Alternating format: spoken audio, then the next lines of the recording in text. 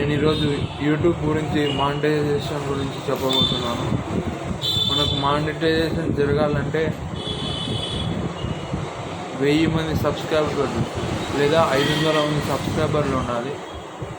దాంతోపాటు 3000 watch hours watch చేసి ఉండాలి. 5 మిలియన్ మంది షార్ట్స్ వ్యూస్ ఉండాలి. ఈ రెండిట్లో ఒక్కటి ఉంటే సరిపోతుంది.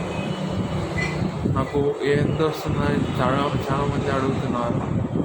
ఇంకా నేను ఎలిజిబుల్ కాలేదు మానిటైజేషన్కి. నా ప్రయత్నం నేను చేస్తున్నా, మిగతా అంతా మీదే.